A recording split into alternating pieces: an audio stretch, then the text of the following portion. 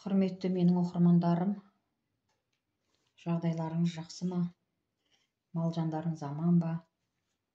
Мен бүгін сіздерге мынандай үлкен оюдың кешегі тіккен көрпешеме жастық тіккім келіп отыр. Осындай оюды зерлеп тігуді қазір көрсетемін сіздерге. Зер деген болады мынау неде? Базарға барсаңыздар, фурнитураның ішінде осы зер сатылады. Өзі баулап қойған. Қазір мен 1,5 метрдей екеуі кесіп алдым. Енді бұл зердің құрамы мынандай, ішінде мынандай жіп болады. Бұрында да сіздерге көрсеткен болатын, бірақ енді ұмытып қалған шығарсыздар. Осы мына жіпті, мынау ақ жіпті алып тастаймыз. Өзі 1 метр, 1,5 метрден кескеннен кейін оңай алынады. Міне бүйтіп сыдырып отсаңыздар, жинап отсаңыздар, бүйтіп мінекей. Өзі оңай алынады. Бұның ішіндегі жіппен тікпейміз. Себебі өте ірі, грубый болып қалады да тігілген кезде. Сол үшін бұны бұлай тікпейміз. Ішіндегісін алып тастап, сыртындағысын ғана тігеміз. Міне қазір сіздерге көрсетейін. Осылай жібін алып отырмын мен қазір.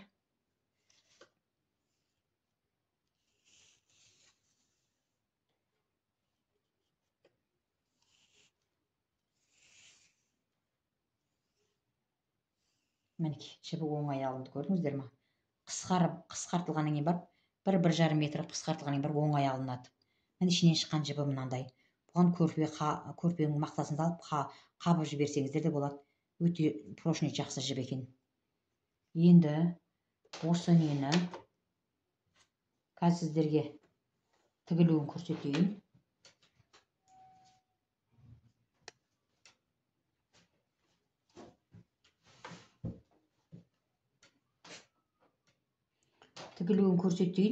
Мына ненің зердің түсіне сәйкестендіріп, үстіңгі астыңғы жіпті да бірдей қылып саласыздар, осындай сары қылып. Зердің түсі қандай болса, жіптің түсі де сондай болу керек. Мінекей. Қазір жерге қойдым мен.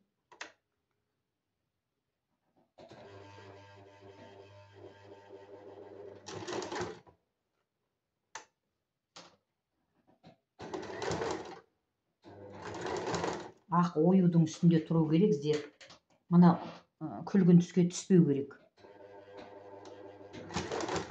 Бірақ тігісіміз мынау ақ пен күлгіннің біріккен жерінен түседі, бергісі. Арғысы ақтың үстінен түседі. Соны ұмытпаймыз.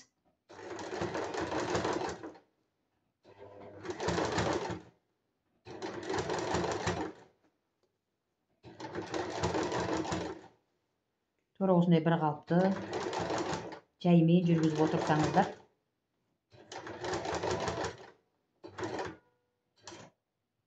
Екі-үш қадам ішке кірдім. Мына басына келген кезде 2-3 қадам ішке кірдім. Мына ұқсап ішке кірдім.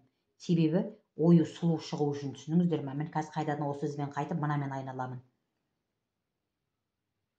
Міне қазір.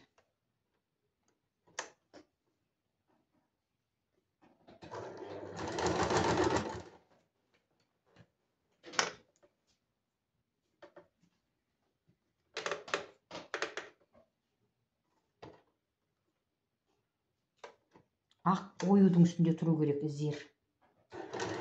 Шетінде. Күлгінге түсіп кетпесін. Бұның мына жерде мысалы неге зигзагқа қойып аласыздар тігісті. Сосын бұның тігісін ірі ете беруге болады. Себебі менің мына ойым ірі да. Ірі етсеңіздер, соған лайықты болады өзіне. Енді ірі оюды майда тігіспен тігіп тастасаңыздар, ол да сұлу көрінбей қалады.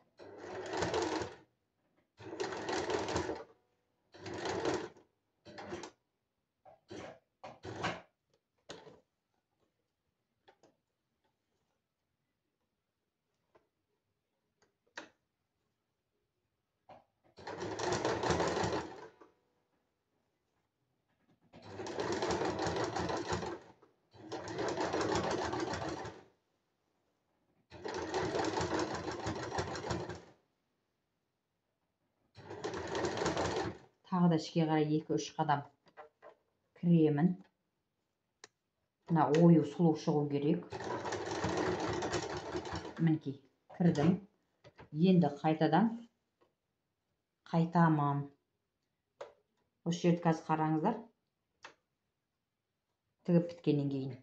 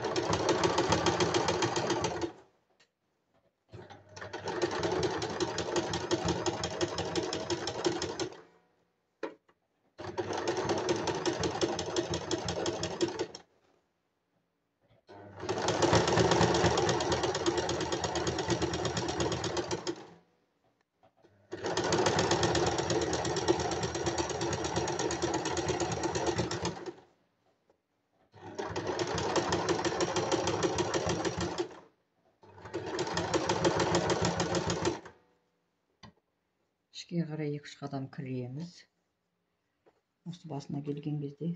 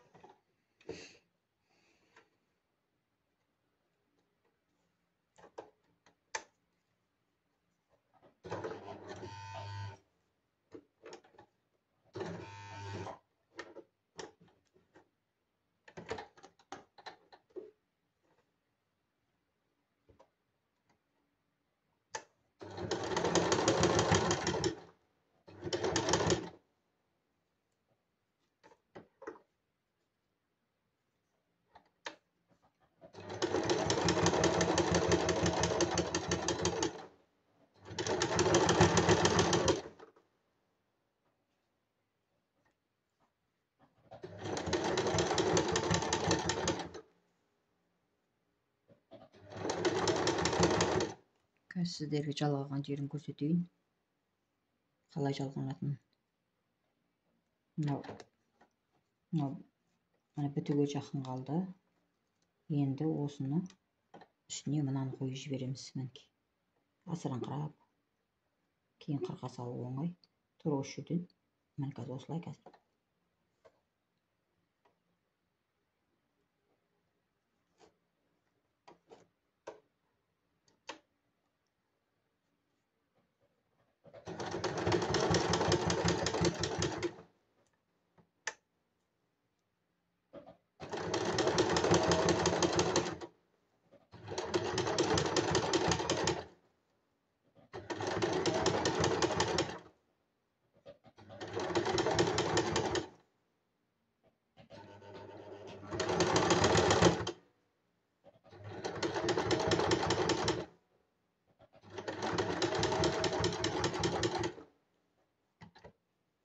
Жалғануы өте оңай.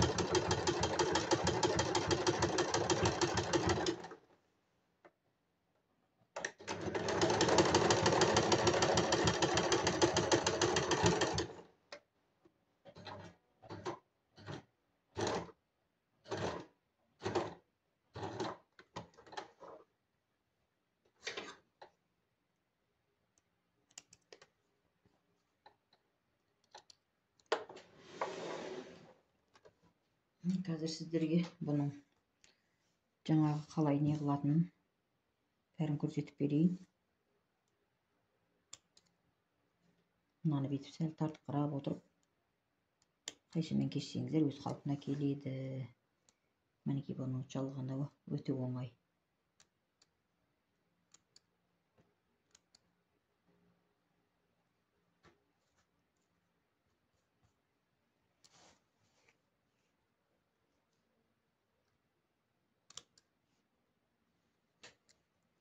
Мінекей бүйтіп қарасаңыздар.